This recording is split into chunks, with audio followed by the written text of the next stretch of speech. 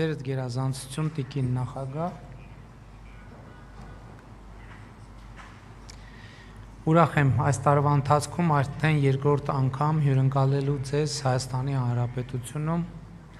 Մեր վերջին հանդիպումն ուղիղ 2 ամիս առաջ էր Եվրոպական քաղաքական համայնքի Երևանում կայացած 8-րդ գագաթնաժողովի եւ Հայաստան Եվրոպական միություն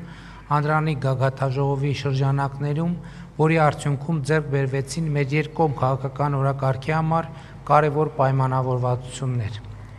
Մեր գործընկերության հիմքում ունենալով համապարփակ եւ ընդլայնված գործընկերության համաձայնագիրը եւ Հայաստան Եվրոպական միություն գործընկերության ռազմավարական օրակարգ փաստաթուղթը, մենք կիսում ենք միևնույն հիմնարար արժեքներն ու սկզբունքները՝ ժողովրդավարությունը, իրավունքի գերակայությունը, մարդու իրավունքների պաշտպանությունը։ Այս համատեքստում հունիսի 7-ին Հայաստանում կայացած խորհրդարանական ընտրությունների միջոցով Հայաստանի քաղաքացիները եւս մեկ անգամ հայտնեցին իրենց աջակցությունը մեր կառավարության ժողովրդավարական բարեփոխումների, արդարադատության, ամրապնդման եւ խաղաղության օրակարգերին։ Տիկին նախագահ, այսօր մեր հանդիպումը վերահաստատեց, որ Եվրոպական միությունը Հայաստանի ամենավստահելի գործընկերներից է։ Հայաստանը եւ Եվրոպական միությունը մոտ են իրար առավել քան երբևէ։ Այս արտահայտությունը օրեցօր ավելի է նյութականանում, ստանալով ոչ միայն քաղաքական, այլև գործնական, տնտեսական կիրառում։ Ուրախ եմ արձանագրելու, որ քննարկեցինք Հայաստանի առջև ծառացած տնտեսական բազմազանեցման եւ այդ առնչությամբ Եվրոպական միության աջակցության տարբեր մեխանիզմների գործարկման ուղղությամբ համատեղ աշխատանքը։ Մասնավորապես ցանկանում եմ շնորհակալություն հայտնել Եվրամիության կողմից տրամադրված 52 միլիոն եվրոյի չափով բյուջետային աջակցության համար, լիահույս լինելով, որ առևտրի դիվերսիֆիկացման եւ արտահանումների խթանման ուղղությամբ Եվրամիության աջակցությունը կլինի շարունակական։ Շնորհակալություն եմ ցանկանում հայտնել նաեւ Եվրոպական հանձնաժողովի կողմից Եվրամիության անդամ երկրներին հայկական ապրանքների նկատմամբ ինքնավար առևտրային միջոցներ կիրառելու մասին նախագիծ ներկայացնելու համար, արդեն մեր հանդիպման ժամանակ տիկին նախագահ այդ մասին հայտնեց, համոզված եմ նաև իր խոսքում այդ մասին կխոսի, այս որոշումն ամբողջությամբ ուժի մեջ մտնելու պահից Հայաստանը կդառնա Եվրամիության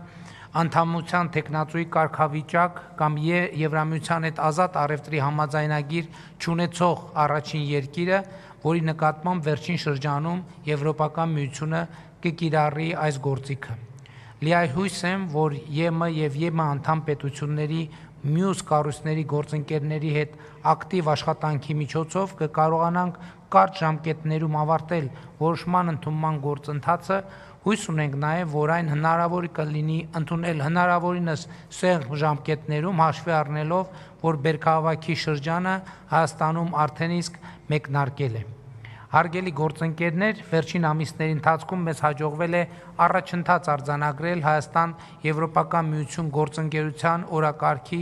մեկ այլ կարևորագույն ուղղություններից մեկում կապակցվածության ոլորտում։ Դրա վառ ապացույցը Հայաստան-Եվրոպական միության գագաթնաժողովի շրջանակներում Հայաստան-Եվրոպական միություն կապակցվածության գործընկերության մասին համատեղ հայտարարության եւ նախորդ շաբաթ Բրյուսելում կայացած կապակցվածության օրակարգի հարթակի նախարարական համաժողովի շրջանակներում Հայաստանի եւ Եվրոպական հանձնաժողովի, ինչպես նաեւ համապատասխանաբար վերակառուցման եւ զարգացման Եվրոպական բանկի եւ Եվրոպական ներդրումային բանկի միջև Հայաստանի սահմանային 3 անցակետի եւ հյուսիսային 2 ավտոճանապարհի իրագործելիության ուսումնասիրությունների վերաբերյալ մտադրությունների հայտարարության եւ հաստատման նամակի ստորագրումն է։ Էներգետիկայի ոլորտում Հայաստանի համար ռազմավարական նշանակություն ունեցող ծրագրերից է էներգիայի կուտակման կայանների կառուցումը, որը նաև հնարավորություն կընձեռնի արդյունավետորեն կուտակել Հայաստանի վերականգնվող էներգետիկ ռեսուրսներից ստացվող էներգիան։ Գործընկերոջս հետ քննարկել ենք այս հարցում Եվրամիության աջակցության հաստատման եւ հատկացման հարցը։ Խաղաղության խաչմերուկ հայեցակարգի կյանքի կոչման տարածաշրջանային հաղորդակցության ուղիների ներառական ապաշրջափակման համատեքստում տրանսպորտային կապակցվածության խթանմանը զուգահեռ կարևորում եմ նաև էներգետիկ կապակցվածության ընդլայնումը, այդ թվում հարևան Թուրքիայի և Ադրբեջանի հետ էլեկտրահաղորդման գծերի և կապակցիչների կառուցումը, ինչը կարող է նպաստել ինչպես էներգետիկ անվտանգությանը, այնպես էլ կանաչ անցմանը։ Հայաստանը շահագրգռված է Եվրոպական միության հետ առավել սերտ համագործակցել նաև թվային, մասնավորապես արհեստական բանականության, բարձր տեխնոլոգիաների և նորարարության ոլորտներում, միաժամանակ ձևավորելով այնպիսի միջավայր, որը կնպաստի Եվրոպական միության մասնավոր ներդրումների աճին։ Այս առնչությամբ կարևորում եմ նաև Հայաստանի մասնակցությունը Սևծովյան ստորջրյա էլեկտրաէներգետիկ և թվային մալուխի ծրագրերին։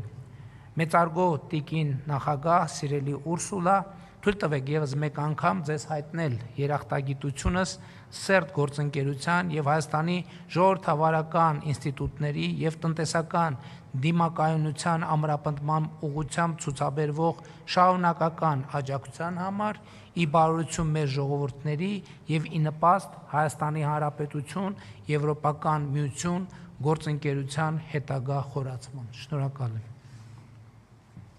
Thank you very much, Prime Minister. Շնորհակալություն, պարոն վարչապետ, սիրելի Նիկոլ։ Շատ հաճելի է նորից այսքան վաղ վերադառնալ Երևան։ Նախ եւ առաջ ես կուզեի շնորհավորել ձեզ ընտրական հաղթանակի կապակցությամբ այս ընտրությունները եւս մեկ անգամ ցույց տվեցին ամրությունը Հայաստանի ժողովրդավարության, Թավշյա հեղափոխության ոգին, որը դուք առաջնորդեցիք 18 թվականին, կենդանի է եւ բարգավաճում է։ Հայաստանը շարունակում է ընթանալ ժողովրդավարության բարեփոխումների խաղաղության ուղով եւ ավելի սերտ համագործակցության Եվրոպայի հետ գործընկերության։ Ես այստեղ ասել եմ, որ դուք կարող եք մեզ, ես հիմա եկել եմ ասելու, որ դուք կարող եք մեզ վրա հույս դնել։ Երբ Հայաստանը մերձենում է Եվրոպական միություն, Հարավային Կովկասն է նաեւ ավելի մերձենում։ Խաղաղության համաձայնագրի նախաստորագրումը անցյալ տարի պատմական իրադարձություն էր։ Ամենակարևոր քայլերից մեկը, որ այս ռեգիոնը ձեռնարկել է տասնամյակների ընթացքում։ Նույնը վերաբերում է նաև շարունակական նորմալիզացիայի հարաբերություններին Թուրքիայի հետ։ Այս որոշումները պահանջում էին քաղաքական խիզախություն եւ առաջնորդություն, եւ ես գիտեմ, որ դրա պատողները տպավորիչ կլինեն։ Բաց սահմանները կվերափոխեն Հայաստանի տնտեսական ապագան, այն կխարսխեն Հայաստանին աշխարհի ամենից ռազմավարական կարևոր խաչմերուկների առանցքում, եւ մենք ձեզ հետ միասին պատրաստ ենք այս տեսլականները իրականություն դարձնել։ Ահա թե ինչու ես հայտարարեցի նոր 200 միլիոն եվրոյի գլոբալ դարպասներ փաթեթ փոխկապակցության միջոցով խաղաղություն հաստատելուն նվիրված։ Մեր ֆինանսական գործընկերների հետ մենք պատրաստ ենք զորագրել ընդհանուր մինչև 2 միլիարդ եվրո ռազմավարական տրանսպորտային կապուղիների, էներգետիկ կապուղիների եւ թվանշային պրոյեկտների համար ամբողջ Հարավային Կովկասով մեկ։ Հայաստանում այն կարող է սատարել ընթացքում գտնվող եւ նախապատրաստվող ծրագրերին ներառյալ սահմանային անցակետերը եւ ճանապարհային ենթակառուցվածքը։ Մենք կառուցում ենք իրական ֆիզիկական ենթակառուցվածք խաղաղությանը նպաստող։ Միաժամանակ մենք կառուցում ենք կամուրջներ ժողովուրդների միջև։ Ուստի ես նաև հայտարարեցի 20 միլիոն եվրո խաղաղության նպաստող ծրագիր, որը նպատակ է հետապնդում օգտագործել են համայնքների կողմից, որոնք սահմանամերձ են։ Մենք ուզում ենք սատարել այնտեղի տեղական տնտեսության փոքր եւ միկրո ձեռնարկություններին, օրինակ նոր ֆերմերական խոհագործական տեխնիկաներ ողջագրելու, ջրային ռեսուրսների կառավարման, նոր տեխնիկաներ ձեռքբերելու։ Մենք ուզում ենք բարելավել կյանքը սահմանամերձ համայնքներում եւ նաեւ նոր հնարավորություններ ստեղծել համայնքների միջև երկխոսություն սահմանելու համար։ Այդ փաթեթը թույլ կտա համայնքներին խաղաղության շոշափելի կարելի աղբյուրները վայելել, որպեսզի խաղաղությունը խարսխվի այս սերնդի եւ հաջորդ սերնդի սրտերում եւ մտքում։ Դառնալով ձեր երկրի իրավիճակին, ես գիտեմ, որ Հայաստանը դեռևս բախվում է նշանակալի տնտեսական ճնշման Ռուսաստանի կողմից։ Համարյա տնտեսական բռնության սահմանամերձ։ Բայց վստահ եղեք, երբ մեր գործընկերների վրա ճնշումը կուտակվում է, Եվրոպական միությունը առաջ է գալիս, քայլ է անում, եւ ես այստեղ մի երկու բան ունեմ հայտարարելու։ Նախ եւ առաջ դուք շուտով կստանաք լրացուցիչ 18 միլիոն եվրո օգնելու ամրացնել եւ բազմազանեցնել ձեր առևտուրը։ Ֆինանսավորումը կարող է օրինակ օգնել ստեղծել արտահանման խթանման գործակալություն, որպեսզի արտահանման հզորությունները հայկական բիզնեսների խթանվեն։ Այս 18 միլիոն եվրոն վերջնական մասն է այն 52 միլիոն օժանդակության փաթեթի, որը մենք քննարկեցինք մեր հեռախոսազանգում հունիսի սկզբին։ Երկրորդը, մենք եւս մի քայլ ենք անում, մենք առաջարկ ենք ներկայացնում այսպես կոչված ինքնավար առևտրային միջոցների, սա նշանակում է ATM անգլերեն։ Սա նշանակում է այս ATM-ները կազատականացնեն Հայաստանի արտահանումների մոտավորապես 80%-ը դեպի Եվրոպական միություն։ Սրանով սա նշանակում է, որ 80%-ը ձեր առևտրի մեզ հետ այժմ փսակագների ենթակա չի լինի։ Սրանով մենք կարող ենք վերաուղղորդել այն արտադրանքները, որոնք այժմ մեծապես ապավինում են ռուսական շուկայի վրա, եւ դրանք ուղարկել Եվրոպական միության միասնական շուկան 450 միլիոն սպառողների ընդգրկմամբ։ Այս միջոցը կբացի Եվրոպայի դռները համարյա 99%-ի Հայաստանի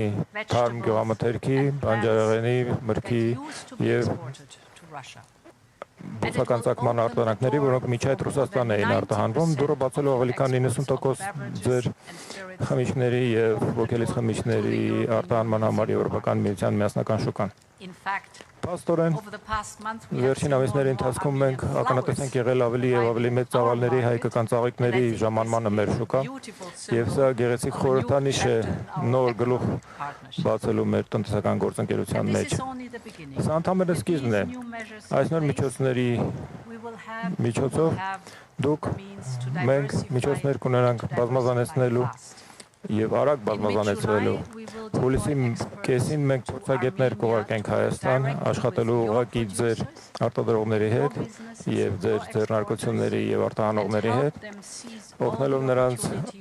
օգտվել բոլոր այն հնարավորություններից, որը արտոնյալ գործընկերությունը Եվրամիության հետ կարող է առաջարկել։ Պարոն վարչապետ Սիրել Նիկոլ,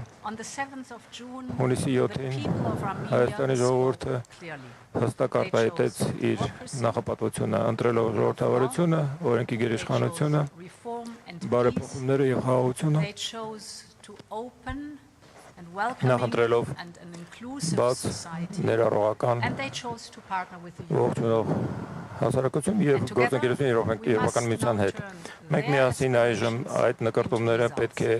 վերափոխենք իրական արդյունքների, դուք կարող եք մեզ ապավինել դրանով, շնորհակալություն։ Thank you for such important statements. Կարևոր հայտարարությունների համար եւ այժմ մենք կանցնենք մամլոասոլիսին եւ ընդունենք հարցեր մեր գործընկերներից։ Ներկաներ, ձեր ընկերազանցություններ, շնորհակալություն հայտարարությունների համար։ Այժմ մենք անցնենք մամլոասոլիսին եւ մի քանի հարցեր մեր գործընկերների կողմից։ Եվ առաջին հարցը Factor TV-ից. And the first question from Factor TV. Շնորհակալություն Նարեկ Կիրակոսյան Factor TV, հարց ունեմ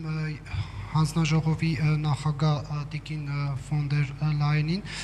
Տիկին նախագահ, Հայաստանը էներգետիկ դիվերսիֆիկացիան դարձրել է ռազմավարական առաջնահերթություն,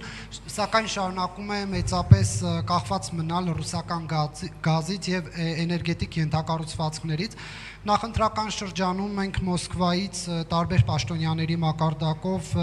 լսում էինք ակնարկներ, որ Հայաստանը Ռուսաստանից արտոնյալ գազ է ստանում եւ դա կարող է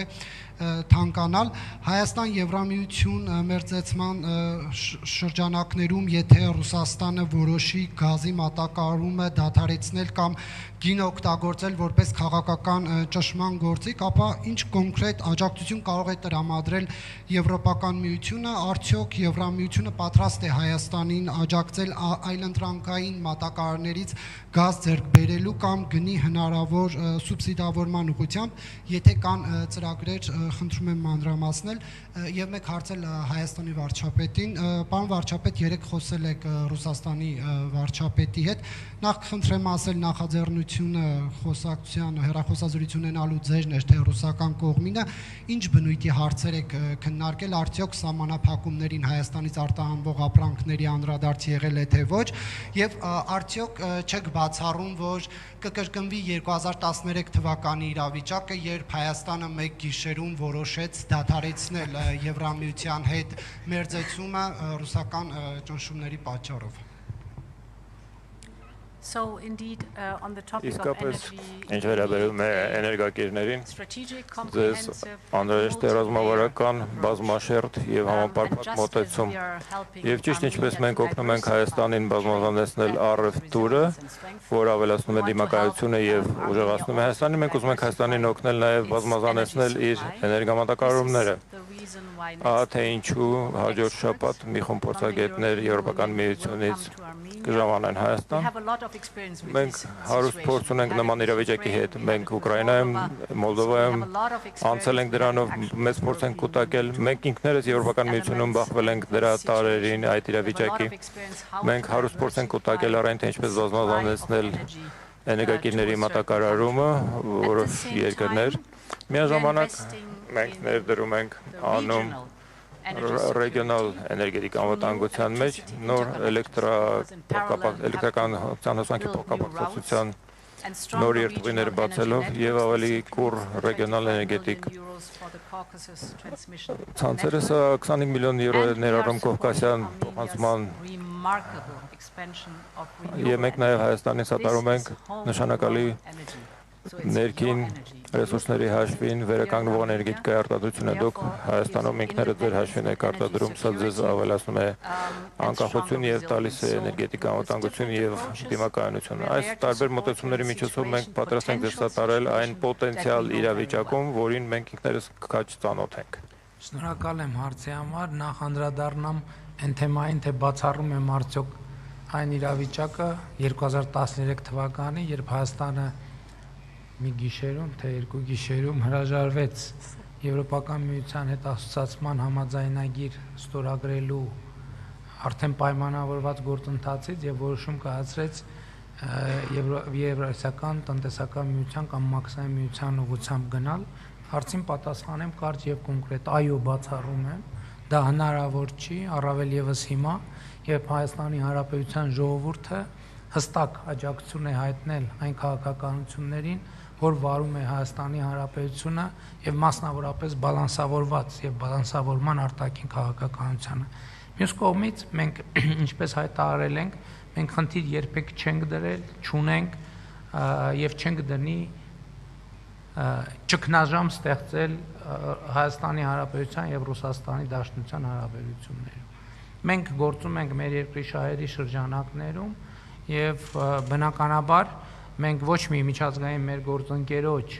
շահերը չենք արհամարում, բայց մյուս կողմից որևէ այլ գործընկերոջ շահերը չենք կարող ավելի բարձր դասել, քան Հայաստանի Հանրապետության շահերը եւ սա կարծում եմ տրամաբանական է ցանկացած երկրի համար։ Ինչ վերաբերում է Ռուսաստանի Դաշնության կառավարության ղեկավարի հետ երեկվա հեռախոսազրույցին, իմ նախաձեռնությամբ է տեղի ունեցել հեռախոսազրույցը, հարցերի քննարկման շրջանակը հաղորդագրության մեջ ներկայացվել է, թե ինչ հարցեր են քննարկել, պայմանավորվել ենք, որ առաջիկայում ավելի մանրամասն քննարկումներ կունենանք։ Շնորհակալություն եւ հաջորդ հարցը հանրային հեռուստաընկերություն and next question from Armenian Public Television. Շնորհակալություն, Մերի Խաչատրյան, պարոն վարչապետ, հաշվի առնելով Եվրամիության հետ բարձր մակարդակի քաղաքական երկխոսության շարունակականությունը, ռազմավարական գործընկերության մասին վերջերս ստորագրված փաստաթուղթը, ինչպես եք տեսնում Հայաստանի հետ Եվրամիության հարաբերությունների խորացումը եւ արդյոք այն չի վնասում Հայաստանի բալանսավորված եւ բալանսավորման քաղաքականությանը։ Եվրոպական միությունը շատ երկար ժամանակ Հայաստանի թիվ 1 գործընկերն է ժողովրդավարական բարեփոխումների գործում եւ միջայլոց նաեւ 18 թվականի հեղափոխությունից առաջ։ Այլ խնդիր թե ինչ էֆեկտիվությամբ եւ ինչ անկեղծությամբ է այդ օրակարգը իրականացվել եւ հիմա ընտրություններից հետո նաեւ շատ կարեւոր առիթ եմ համարում, որ մենք ինչպես ասել եմ արդեն Հայաստանի ժողովրդավարական բարեփոխումների օրակարգը մենք ռեստարտի ենթարկենք, որովհետև նախորդող շրջանում այո մենք հետևական ենք եղել այդ բարեփոխումների ճանապարհին, բայց այն անընդհատ զուգակցվել է ինչ որ մեծ խնդիրներով, COVID, պատերազմ, յետպատերազմական իրավիճակ, այսինքն մենք գործնականում լիարժեք կենտրոնանալ ժողովրդավարական բարեփոխումների օրակարգի վրա իրականում չենք ունեցել եւ ընտրությունները եւ այս նոր շրջանը եւ Եվրոպական միության հետ մեր հարաբերություններից նոր մակարդակը եւ նոր ծավալը մեզ համար ստեղծում է պատմական շանս եւ մենք մեր ռազմավարությունը հստակ հայտարարել ենք խնդիր առաջին, որը մենք պետքա լուծենք լիարժեք, անկեղծ, ամբողջական լինել համապատասխան Եվրոպական միության ստանդարտներին Եվ սա առաջին ռազմավարական խնդիրն է, որը մենք պետք է լուծենք, որից հետո արդեն առավել կոնկրետ իրագործման օրակարգ կարող է դառնալ Եվրոպական միության լիարժեք անդամ դառնալու խնդիրը, որը արդեն քաղաքական հարց է։ Բայց ինչպես նախկինում ասել եմ, երբ մենք լիարժեք եւ անկեղծորեն համապատասխան կլինենք Եվրոպական միության ստանդարտներին, դա մեզ հնարավորություն կտա լինել Եվրոպական միության լիարժեք անդամ։ Բայց նաև դա քաղաքական հարց է, որը կախված է ամենատարբեր գործոններից։ Եթե մեզ կհաջողվի դառնալ Եվրոպական միության անդամ, դա կլինի շատ մեծ ձեռքբերում։ Եթե ինչ որ պատճառով, ասենք Եվրոպական միությունը կարող է որոշել, որ չի ընդլայնվում այլևս, այդ դեպքում մենք նորից շատ մեծապես շահած դուրս կգանք, որովհետև մենք կլինենք երկիր, որը լիարժեքորեն համապատասխանում է Եվրոպական միության չափանիշներին եւ դա ում համար է արվում, սա շատ կարեւոր է, սա Եվրոպական միության համար չի արվում, սա արվում է Հայաստանի Հանրապետության քաղաքացիների համար, Հայաստանի Հանրապետության համար եւ սա այն ռազմավարական նպատակն է, որը մենք հետապնդում ենք, իհարկե նոր հնարավորությունները, որ բացվում են կապված տարածաշրջանային կապուղիների բացման հետ ի վերջո Ես նախընտրական շրջանում առիթ ունեցել եմ բազմիցս ասելու, որ Հայաստանի Հանրապետությունը կոնֆլիկտի փակուղուց վեր է հացվում խաղաղության խաչմերուկի եւ սա պատմական իրադարձություն է եւ մենք շնորհակալ ենք Եվրոպական միությանը, որ մեր այս ջանքերում հետեւողական եւ ամբողջական աջակցում է Հայաստանի Հանրապետությանը, Հայաստանի Հանրապետության ժողովրդին եւ իհարկե մենք դա շատ բարձր ենք գնահատում եւ նույնիսկ հիմա որ հետադարձ նայում ենք աներևակայելի է թե վերջին տարիներին ինչ արագությամբ են զարգացել Հայաստանի Հանրապետության եւ Եվրոպական միության հարաբերությունները եւ որևէ նշան չկա որ զարգացման այդ տեմպերը դանդաղելու են եւ ես դրա համար շատ ուրախ եմ And now the last question from Shrant TV. Yeah, վերջին հարցը Շանթ Հարցը սուղում եմ Եվրահանձնաժողովի նախագահին Տիկին Ուրսուլա ֆոն դեր Լայան Հայաստանի եւ Եվրոպական միության միջև վիզաների ազատականացման գործընթացը անցել է արդեն տեխնիկական փուլ։ Ինչպես է գնահատում մինչ այժմ գրանցված առաջընթացը եւ ինչ քայլեր են անհրաժեշտ որպեսզի գործընթացը չսահմանափակվի միայն բարեփոխումների իրականացմամբ, այլ հանգեցնի Հայաստանի քաղաքացիների համար տեսանելի արդյունքի եւ սկսի գործել առանց վիզայի ռեժիմ։ Եվ խնդրեմ, եթե հնարավոր է նշեք իրատեսական ժամկետներ։ Շնորհակալություն։ Thank you very much. First of all, I want to Շնորհակալություն նախոզում եմ ասեմ, որ Հայաստանը միակ գործընկեր երկիրն է, որը ներկայումս ակտիվ վիզայի ազատականացման երկխոսության մեջ է Եվրոպական միության հետ։ Սա արդեն իսկ ցույց է տալիս մեր գործընկերության մակարդակը մենք ապրիլին հրապարակեցինք առաջընթացի գործողությունների ծրագրի հաշվետվություն։ Մենք գիտենք, որ դուք նվիրված եք այդ օրակարգին, շնորհակալություն ենք հայտնում դրա համար, շատ տպավորիչ է տեսնել այդ առաջընթացը եւ գիտենք, թե հայ ժողովրդի համար որքան կարեւոր է դա։ Գնահատման նոր առաքելություններ կգան, այս աշնանը առաքելություն կգա առաջընթացը եւ process-ը գնահատելու համար, մնացած հենանիշների ուղղությամբ թարգմանելով պարզ լեզվի, սա process-ը, որը առաջնորդվում է որոշ տարերի նվաճմամբ, դուք լավ ուղու վրա եք, դուք տքնաջան աշխատում եք այդ ուղղության վրա, ես դա գիտեմ, եւ բոլոր անհրաժեշտ տարերը բավարարելուց հետո մենք կարող ենք անցնել մեր առաջարկը վիզաներից ազատ ռեժիմի անցման։ Սա պարզապես անհրաժեշտ է բարեփոխումների որոշ անհրաժեշտ քայլեր ձեռնարկելուն եւ եթե դա ավարտվի դուք կտրեք ֆինիշի գիծը։ Նախընտրական շրջանում ես հայտարարել եմ, որ մենք խնդիր ունենք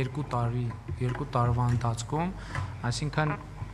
2026-ը արդեն կեսն անցել ենք, 2029 թվականի դրությամբ ունենալ